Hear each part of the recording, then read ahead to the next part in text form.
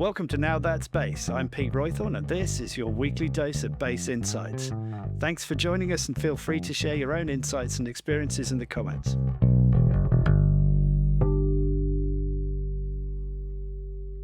I'm joined today by someone who's probably much more used to being on the other side of the conversation. He's a podcaster, a YouTuber, and self-proclaimed mediocre bass player, which I personally think is a lie for dramatic effect. Welcome, co-host of the In the Pocket podcast, Mr. Jonny Dibble.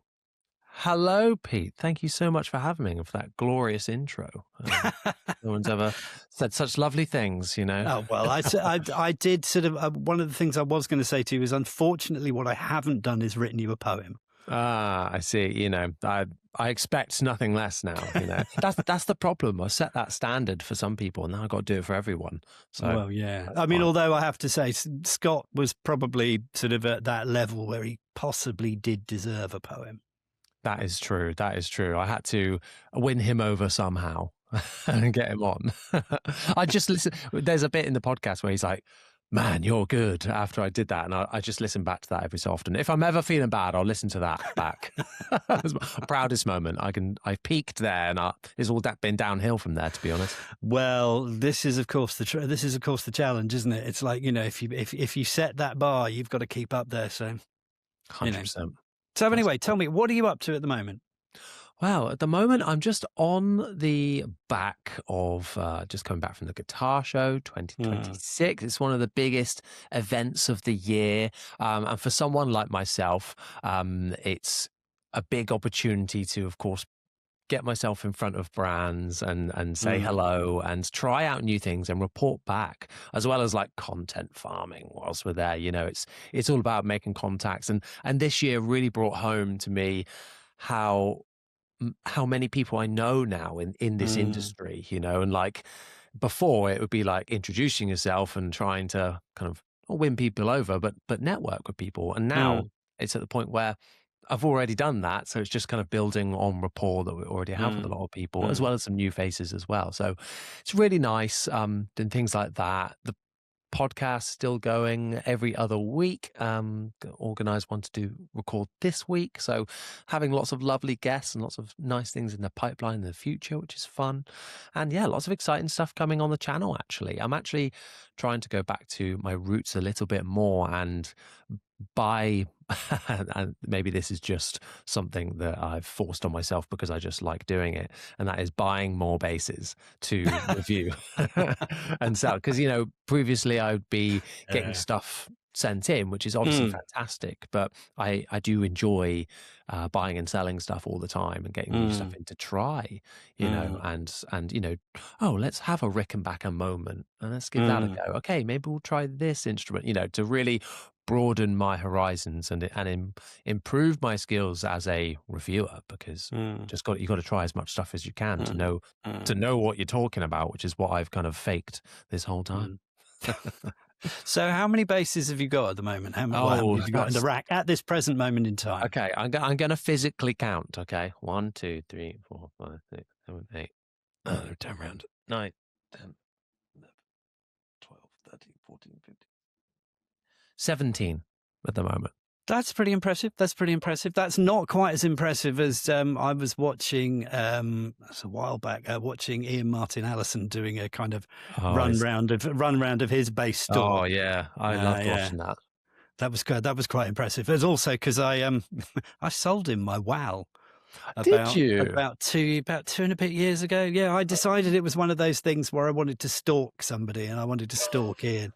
I wanted to know that I had Ian Martin Allison's number in my contacts list. So it cost me a WoW base, but you know, small price to pay. I think. Damn. So I shouldn't have replied to this. Really, I should have let you tempt me with a bass.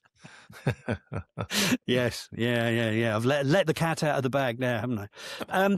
But the other thing I was going to say to you is, I know we did, this is just to drag it out of you because we talked about it at the before we actually came online. So you had a bit of an interesting experience at the bass and guitar show this time round, then, didn't you? With a certain fellow bass influencer, shall we say? Yes. For those that have seen online, I'm suing Danny Sapko at the moment. Well, not really. Which I found out about that when he posted that video. I was like, oh, who's suing Danny? Oh, it's me. Oh, okay. Basically, yeah, Danny was doing a live show at the guitar show, and I'd kind of done a little bit of collaboration with him before, him being on the podcast before, etc. And he said in the room, he's like, do any of you know that guy, that Jonny Dibble? And I was elated at the kind of like middling groans that came out of the crowd. Not like, yeah, woo, like a cheer. I just sat in the middle of this crowd and yeah, just people like, yeah, like they were fed Got up him, of yeah. hearing me. I was like, oh yeah, cool, thanks. And then Danny's like, oh, he's right there, and then called me up on stage to have a little jam with him. But it was a bit of a stitch up in the end because it was like this instrument called the Mind Bender. He kind of told me a little bit Oh, about it yes, I beforehand. saw that. Yeah. Yeah, but not didn't give me all the details. It's basically an instrument where, in order to, instead of fretting it to change the note, you push the string inwards, so towards the fretboard, and the fretboard is kind of bowed. It's like a big bow with strings across it and a precision bass pickup in the bridge. And it gives you, imagine like Bikini Bottom core, like from SpongeBob, you know, like that kind of music. You can Yeah. hear it now. It gives you that kind of sound with lots of like, vibrato on it. It's good fun. But I'd like to try it more. But on stage jamming with him was not the best demo environment. I was going to say that sort of, that's not exactly a good thing. It's bad enough probably being thrown into being jamming on a stage with Danny anyway, let alone on an instrument that's just practically impossible to play. Well, exactly, and I was if anything more happy that it was a instrument that's impossible to play rather than have to get up and show off my somewhat lack of chops. But kind of like seems to, it's a kind of convenient point really to say, let's roll the clock back. When did your bass journey start? How did you end up being an impresario of the low end, let's say? Oh, I like that word. Yeah, for me, I mean, do you want to go all the way back to when? Yeah. Just really right back. Where did it start? So playing for me started back in like secondary school, I think. I'd already taken a few guitar lessons on acoustic guitar in primary school, and then getting into secondary school, then I met other people that were playing guitar and decided to form a band. And of course, my friend was I say slightly, he was a lot better at guitar than me. So he was like, well, why don't you play bass? And I was like, all right, sounds good. And I borrowed my music teacher's bass, and it was like, a moment, I was like, oh, yes, this is more like it. I still play guitar now. Every now and then I've got a guitar for recording, etc. So still kind of keep it up a little bit, but that's where then kind of it all clicked into place for me, where I just felt much more comfortable and lot more at home, kind of sitting in and locking in with the drummer rather than focusing on like a lead melody type thing. And chords for me, I got quite big hands and long digits on the end. So I found it actually easier to fret notes on a bass, rather than cramming in and doing chords. And so I just started falling in love with it, and falling in love with then the performance around, playing live. And that's where I think I really started to develop my kind of voice on the instrument, playing with a pick and really digging in. And going down that kind of rock and metal kind of route, down that way was really where I cut my teeth playing bass. So then, it was I just found my feet with it and just absolutely loved it again, rather than just getting too bogged down with the teaching. Maybe it was a bad teacher that I had, but I just felt like it clicked a lot more in my brain, and I enjoyed it a lot more, and I found much more enjoyment in fitting in with a groove rather than like a melody sprinkled on top, you know. So as a bass player, I just found those fundamentals more appealing to me. Yeah, I think I started because it was just easier. Well, that was a long-winded way of Yeah. saying, yeah, it was easier. But yeah. So where did you, and in terms of, you know, obviously you've got this kind of career as an influencer now, but how far did you take your bass playing really before you decided, obviously decided one day, I'm going to focus on being an influencer as much as anything to drive an income stream? Well, kind of, I decided to do it in COVID times. And, you know, for some people, you might think, oh, that's because now you couldn't do the bass playing, you know, out and about. But really, I wasn't. I was like doing some originals. I wasn't in the bands I'm in now. I wasn't doing anything really around that time. I was just kind of bedroom playing, and I'd done, you know, tours and playing live and festivals and all that over the years in my originals bands that I've been in, and I was kind of always writing at home, and I'd written like an EP's worth of music, and I just love how instruments will inspire you to write different things based on their feel. I think, you know, I'm a big believer in instruments having a soul in that way. And I really wanted to try the Harley Benton Rickenbacker that they just come out with. Yeah. And I looked it up online, and there was not a single video demo of one. And it was COVID at this point.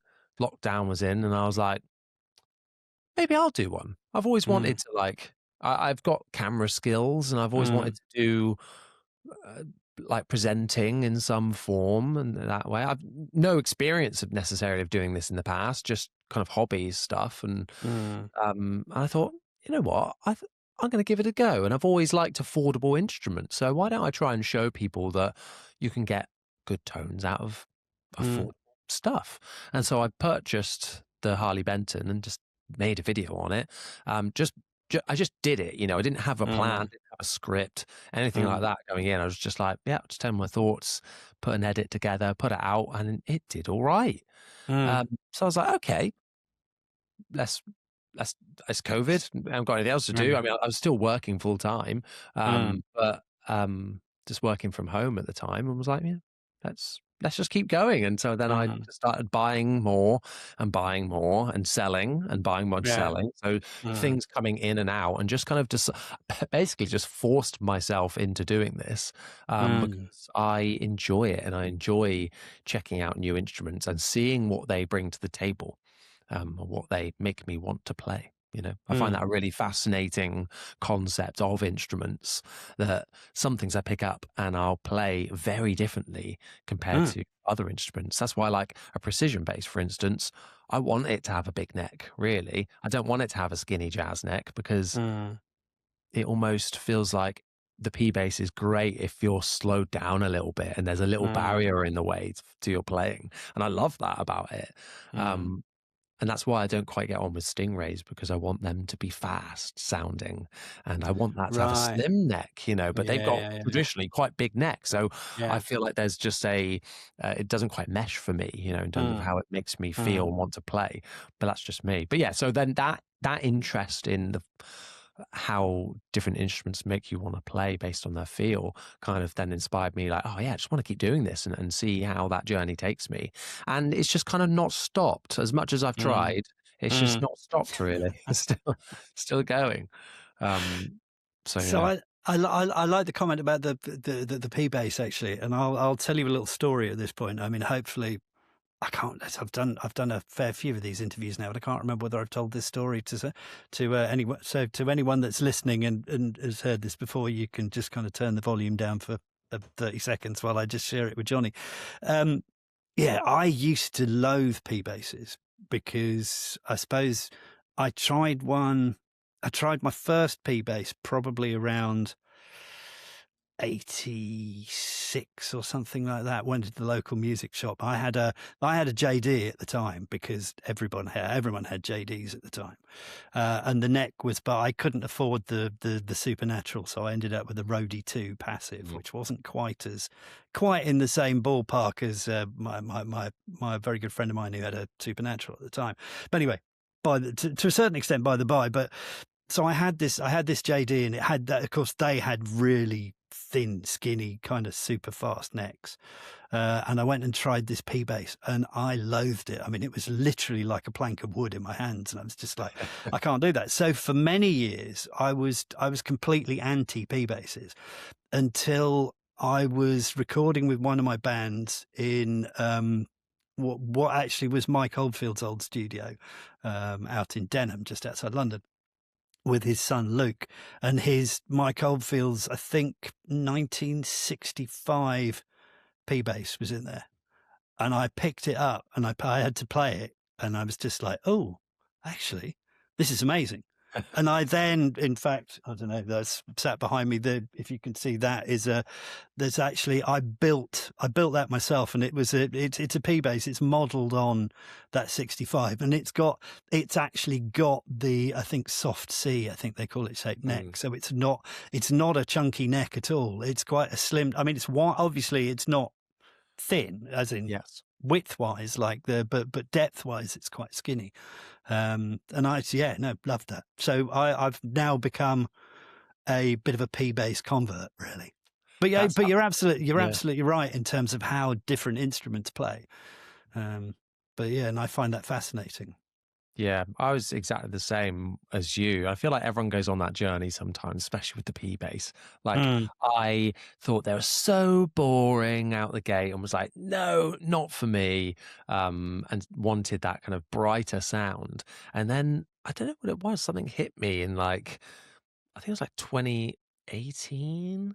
I was just like, do you know what? I want to try a precision bass now. And then I went on a real rabbit hole, and then I've loved them ever since. Although, having said that, I don't currently own one.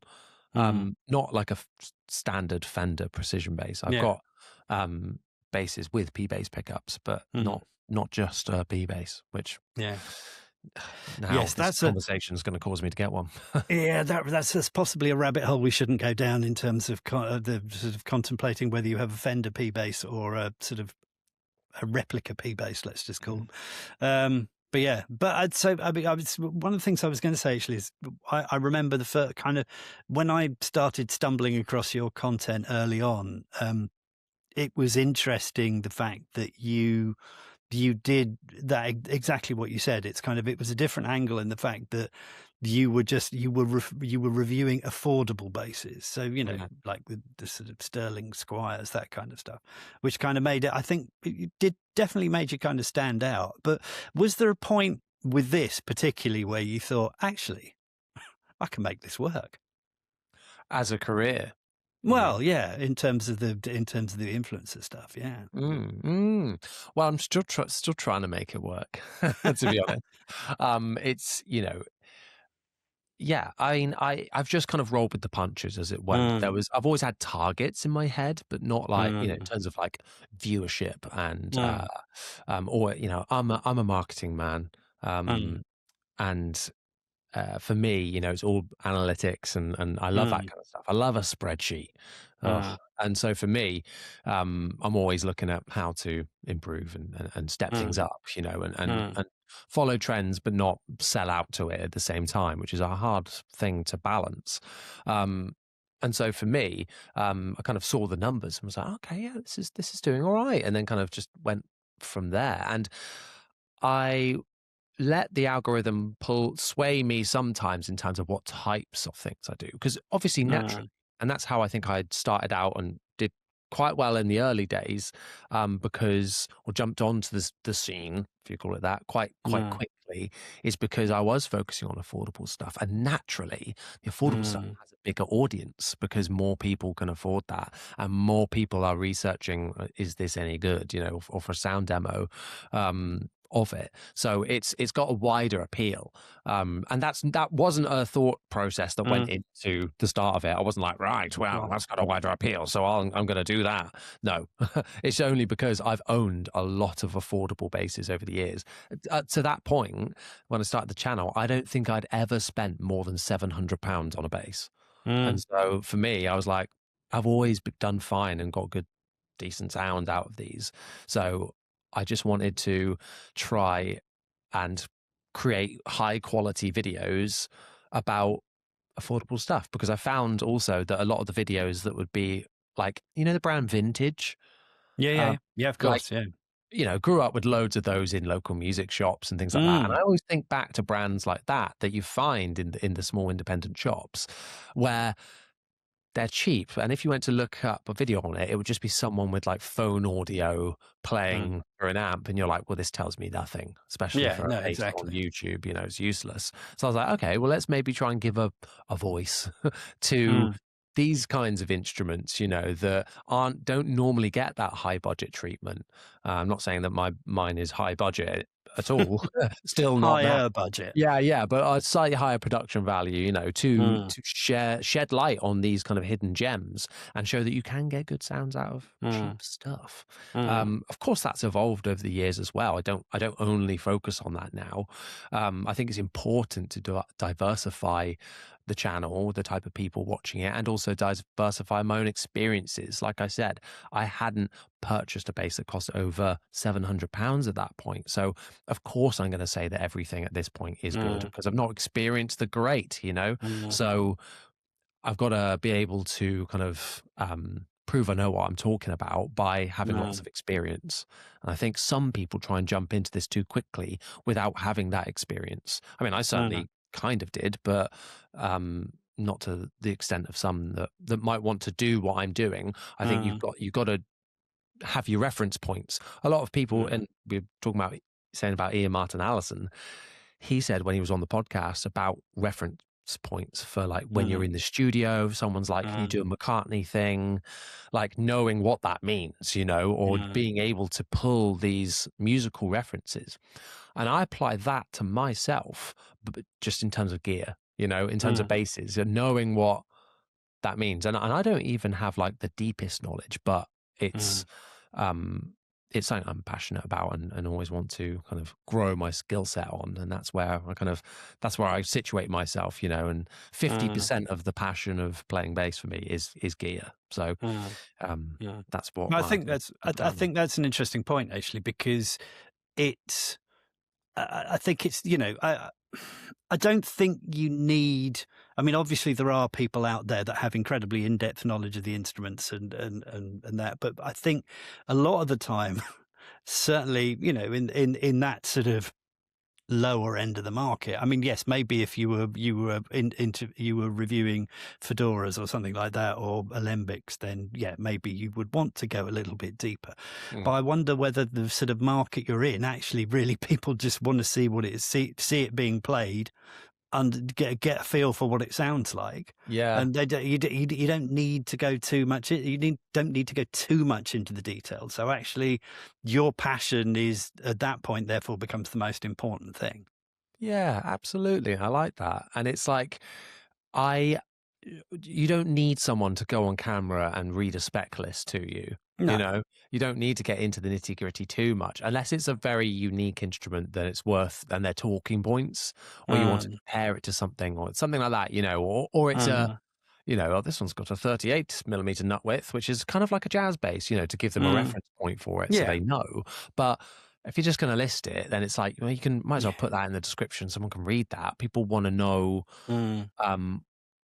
what it sounds like and what you think, people will stick around if they like the person presenting it and want to know what they think about it, so that's what I'm trying to kind of put into everything, or not get too bogged down with the details.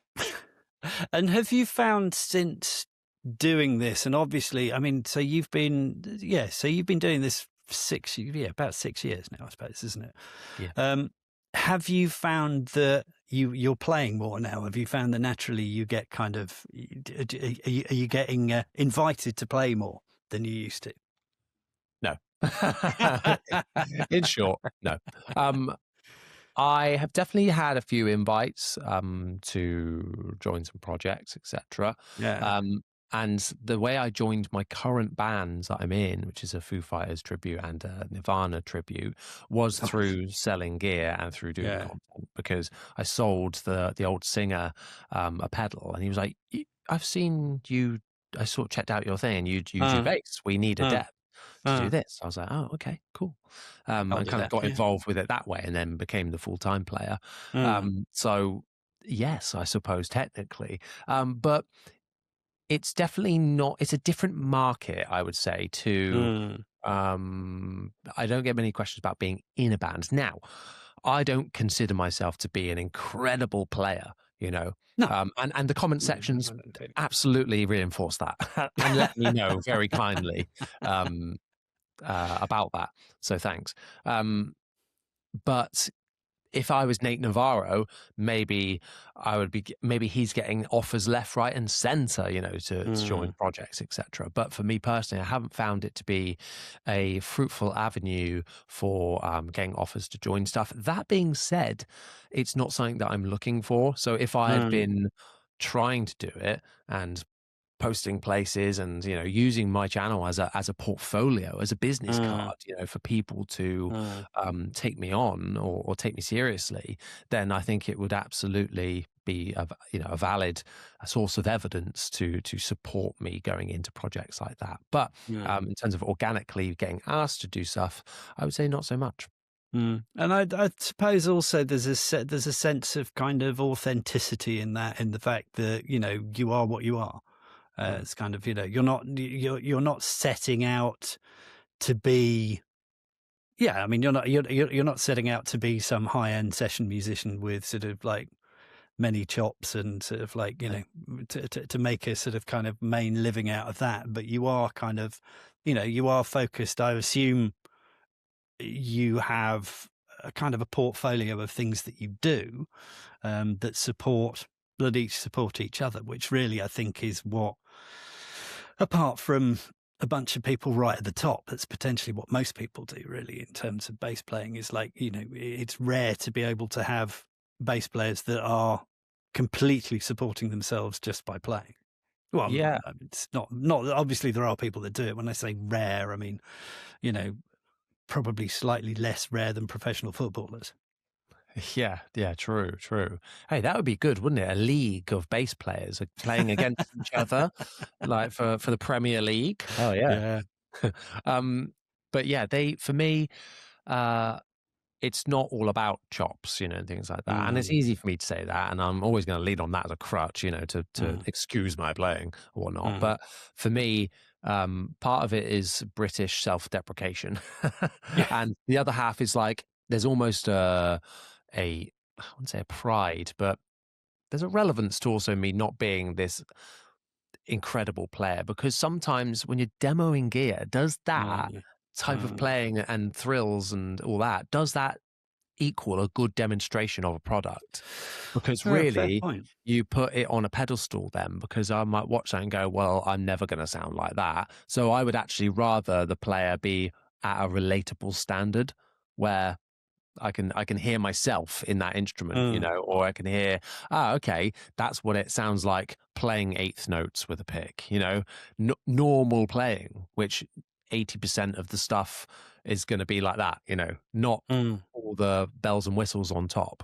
So it's kind of almost in my best interest as a reviewer mm, to dial things back a bit and to keep things kind mm, of more simple. Is that just because I can't do all this? Maybe, but also, and am I just justifying that? Maybe, but also I feel strongly about that. That it annoys me to no end if I watch a video. I'm like, oh, I wonder how this P bass sounds, and then like the player's just all over the fretboard and like doing mm. some insane double tap slapping piece, and I'm like, Yeah. well, obviously it sounds amazing, you know. Mm, Obviously it's going to sound great in your hands. You could play anything and it would sound brilliant. I'm not really getting a flavor of what it sounds like as a normal, usable, everyday instrument. So Which, yeah, and I was going to say that because I think one of the things potentially that, yeah, I mean, I find challenging these days is the fact that, there are so many literally phenomenal bass players out there everywhere. You literally could tell, I don't seem to be able to move on any form of social media for bass players that don't make me just like just think, why am I doing this again? Remind me 100%. what, so actually having people that are relatable, I think is hugely important. But then, I mean, obviously, if you're going to be teaching, then that's probably a different, it's a different thing. You want to be able to look at somebody and go, yeah, I would like to aspire to be some way close to that, and potentially Yeah. that, this is a good person. But yeah, I mean, if you want something to be relatable in terms of just, as you say, knowing what gear sounds like, or how it's going to sound in your hands, if you're not kind of, you're not Charles Bertou or anything like that, it's kind of like, yeah, no, I think so. I agree with that. I think I think you've got a nice little niche, shall we say? Yeah, I think so. That's what I want to kind of keep doing, and that's the thing. Even after 6 years of doing it, I still absolutely love it. Mm, It's moving in the right direction, which is fantastic, and it's not yet the full-time gig, mm. um, but It's getting that's there. it's getting there. It's getting there. It's And I'm getting there. making moves this year to further make it that, which is cool. But then I'm also thinking like, well, how am I going to be doing this when I'm 50, when I'm, et cetera? No, no. Is this it? Or, so I'm starting to think about those next steps as well Well, at the same time. as somebody who's just on the threshold of 60, I think, yeah, go for it. Why not? Yeah. Yeah, It's it's like, true. so digging around there, I'm just starting to dig around in that. But yeah, so I mean, touching on the social media subject, how important, I mean, obviously you speak to a lot of bass players, you don't just review the gear, you speak to a lot of bass players as well. How important do you think social media is becoming, really, as a vehicle for bass players to get out there and be heard and to get work and to do that? Do you think it's kind of, do you think it is now the sort of de facto calling card, really, is that you have to have an Instagram channel or whatever? It's interesting, and it kind of links back to what I said earlier about that portfolio and having the Mm, evidence to back it up. Because I feel like, having an Instagram page with lots of followers, etc. Really, if you think about it, my Instagram is mostly full of other bass players. yeah, And bass players are not looking for other bass players for work, yeah. and that's where you know you kind of end up in this kind of this hole where you're like, oh, I've got all these. Mm, Why am I not getting work? Oh, it's because the people who are giving the work mm, are not mm. Not interested looking, in yeah. what I'm doing because they, and if I was uploading like gigging clips every week, etc., there might be a bit of a more wide appeal. But I would be looking at like, how can I appeal to Mm, guitar players, and how can I get into the algorithms of other people in those bands and in those mm, positions to recruit me? Because the stuff that I'm doing, or if you want to go down the gear route, that's not the right route mm, because it's not going to attract the right people that for that specifically. I would say again, it's important to have um, that evidence that you can play or that you take it seriously and you can bring people along for the ride, and engage. And it depends what kind of things you're looking for. If it's like more studio work, about mm, tailoring your content to the type of work that you want to procure.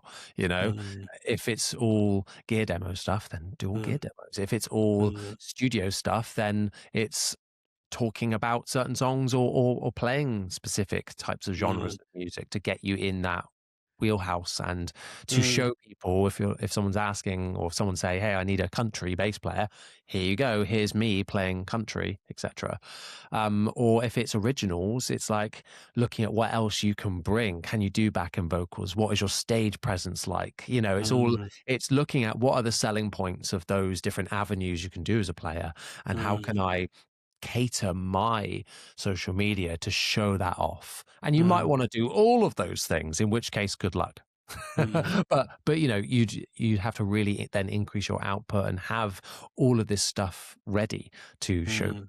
But it's about having the evidence to back it up, because at the end of the day, Yeah. if someone puts out a Facebook post in a group, saying, "Oh, I'm looking for," let's go with the country thing, "I'm looking for a country bass player," they're probably more likely going to go with the person who sends a video of them playing a specific Mm, song that's common in mm. that genre, rather than someone who's just said, "Yeah, me," and with nothing, Yeah. so it's definitely worth having. I'd say it's probably better um as a portfolio in a way, rather Mm. than something that's going to bring people in, unless you're doing big numbers. Yeah. Yeah. um but Yeah. yeah, think of it that way. It's interesting because as you were talking there, I was thinking, I was kind of putting the marketing head on for a minute, and I was thinking, yeah, to a certain extent, is there a kind of contradiction, I suppose, in a way, between when you look at sort of bass players creating Instagram pages? Is like, I would imagine potentially if you went through their followers, probably 99% of those followers are other bass players. Hmm. So it's like, maybe there is an element that actually, yeah, it's not naturally going to be attracting the jobs that maybe you think it is going to be. I mean, obviously that, as you say, there are two things that kind of stand against that. One is the fact that obviously if you're phenomenal, then you're going to go viral anyway, and you're going to have a lot more than bass players following you. The other thing is, as you say, that if you're applying for stuff, you can go, well, if you're going for an audition or replying to adverts or whatever, you just go, look, here's my Instagram page that will prove that I can play. But Yeah. again, it's kind of it's an interesting subject, and one that I kind of been putting to everybody really to see what their thoughts are on that. So it's interesting. It's interesting to kind of go in a slightly different direction with it. Yeah. Well, I think, people think, I had someone ask me the other day, like, "Oh, so are you full-time work off of Instagram now?" And I was like, "I make £0 off Instagram." Like, what are you Mm, talking about? And so some people kind of assume that you get a following, then that's it, and then you're yeah. you're sorted. And it's not that at all. It's it has to act as a vessel for something. For me, Yes. Instagram acts as a vessel for community management. Yeah. Management, that sounds like a horrible word to use. It's Mm, community, because I am engage. effectively managing engagement. That's the better word Mm, for community engagement. Because mm, um, that's where I talk to a lot of people and in direct messages, and we'll post daily updates, etc. And mm, that's my kind of chosen channel to do that. mm, And then it's in turn kind of supports the YouTube channel as well, which is the mm, main source of revenue. So mm, it kind mm. of it's a supporting factor, not Yeah. the full thing. Yeah. So Yeah. I would see it as that. It's something to Mm. support what you're doing. Mm, mm. It's just an interesting little question that I'd be kind of like put to some people, and I'd interested to know what your view with that is. Is like when you're if you're going out there as a professional musician, and obviously we've both dabbled in that environment at the very least. How important is the gear? How important is having the right gear? I would say it probably matters like 40%, Mm, or maybe even less, because mm, it would be very easy for me to be like, I love gear. It's all about that. Of course it's mm, not. Like, you could mm, absolutely, depending on what you're doing, make do with a P bass straight into an amp, and mm, you're probably fine for a lot of stuff that you're doing. I think it just depends on the specifics of what you're doing as well. Some people need their rig to be super diverse, to be, 1 minute we're doing Michael Jackson, now we're doing Fall Out Boy, now and it's like mm, two vastly different kind of sounds that you want. For like a wedding or something, you might be mm, mixing genres so much that you need a different sound. That being said, you might then decide to keep the tone the same the whole time. So it really depends on what flavor you want to bring to the instrument. And are you trying to be original, or are you trying to, I wouldn't say copy, imitate, other sounds? If you're an originals band, I would say that mm, gear it could matter quite a lot because you want to have your own voice and stamp on it. That's what you're bringing, the texture that you're bringing to the whole band, you know. Um, Whereas if you're doing something that isn't that, and it's just right, we're going to do covers, but we're going to keep all the gear like the same the whole way through, and it's just going to be our interpretation of us playing those songs with the same sounds throughout. That's also fine, you know. I would say as long as it inspires you, works, and is, you know, reliable, then that's fine and it's all good. I'm never gonna like say, oh yeah, you have to get this American P bass, you know, for this to work or something, or you have to be at a certain level. Of course it matters. It matters to an extent where it inspires you to play and enables you to play, you know, to get up there and do it. For me, gear, I find gear endlessly inspiring. I've got a whole thing of pedals here, and like every day I want to try something new or a different combination, and I like finding out different sounds. And some people take gear as like a shallow thing. They're like, oh, well, you know, it doesn't really matter about that, and just get to the playing. And whilst I do agree, like getting to playing is important, and not just spending hours fiddling with EQ. But at the same time, if a pedal can plug in and give me a great distortion sound, it's going to inspire a certain riff, you know, as an example. So I think it's important, if you want it to inspire you or you are inspired that way. But if you're not, and some people aren't, there are musicians out there that just do not care and would be like, yeah, I've just had the same thing for 20 years and that's fine. You know, I've never wanted to change, and power to you. You know, it's not all about that, but I would say don't take it away from people who really nerd out about it. Because like I said, for me, it's like 50% of the enjoyment of playing is all the gear, because even if my hands got chopped off tomorrow, I would probably still buy basses, you know? Yeah. Yeah, just to look at and have somebody. You could learn to play them with your toes or something. I'm sure there is. I'm sure there is a way. But yeah, so I'm just kind of wrapping things up a little bit here. There's two questions I wanted to kind of finish off with.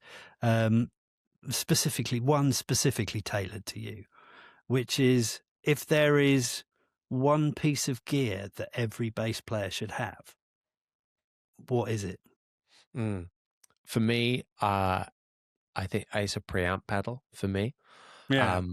Because for me, the preamp is like a little bit of voicing in a box that I can take to any amp. If I'm given a backup amp, or I've turned up to festivals before with my full, like with my head, because they've said that like backline is provided, and I turn up and it's a combo, and I'm like, okay. I'm at the whims of this rubbish house amp now, but a preamp could help bring some of that voice back into it and some of my tone. I try and keep as much of my tone as I can in, you know, hands, bass, pedal board, and the amp is the kind of the last bit for me. Yeah. And some people, you know, will just go straight into the amp. But if you've got situations like that, you might be a bit stuck. For me, they offer lots of different flavors and, you know, emulations of amps, and it's exciting to me. And so I would say a preamp. I've been toying with preamps, getting a preamp for years. I mean, I tend to be very much a sort of limited pedal board, which might have a tuner and maybe a compressor on it. But so, what would what's your choice of preamp? For me, overall, it's probably this, which is it's all hairy. Sorry, horrible. The hairy preamp. For me, I'm a big Sans amp fan. Yeah. It's the pedal that I've bought and sold the most. The traditional one I've owned four.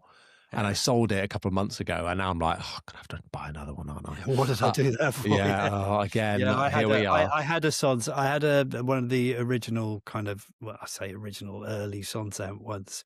Yeah, and I that's the thing I regret selling the most. Yeah, luckily they're kind of readily available, where you can kind of pick one up for like £120, something like that, you know.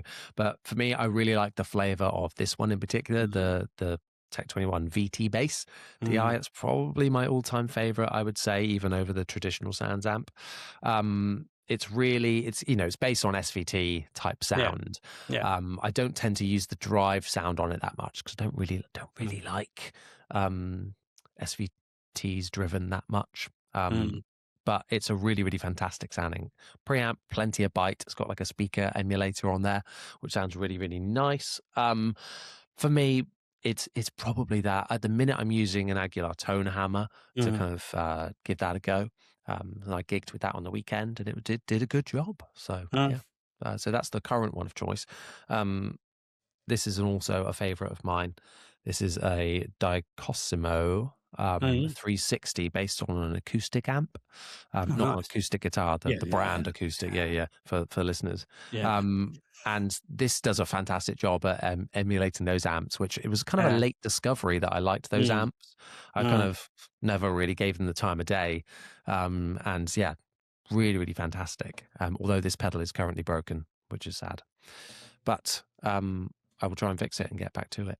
But yeah, I would say preamps, and that one, the things with preamps, there's so many on the market, and so it can be daunting. But I would just say lean towards the sounds that you like, obviously, and the amps that you like. If you like Aguilar stuff, to have a look at the Tone Hammer or the AG, etc., and just start there, basically. And there'll be endless amounts of comparison videos online.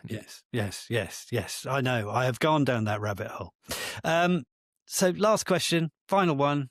Bit on the spot, possibly. Favorite bass line and why? Okay, I'm going to give you two. All right.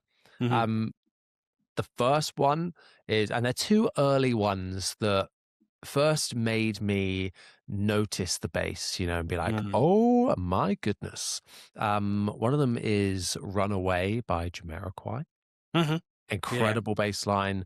When it kicks in, it's just one of those moments where you're like, oh, here we go. It's kind of got this funky intro, and then really dials in when it comes in, and you know what the song's about then, and the bass is just absolutely charging and leading the way with that. So probably that one. I'm not a huge Jamiroquai like back catalogue guy. Even I think I need to go on that journey, but that was definitely one. And the other one is one that surprises people, and it is I just can't wait to be king from The Lion King. Oh my God. Do you know what? That's interesting, because I always think those show bass lines are massively underrated.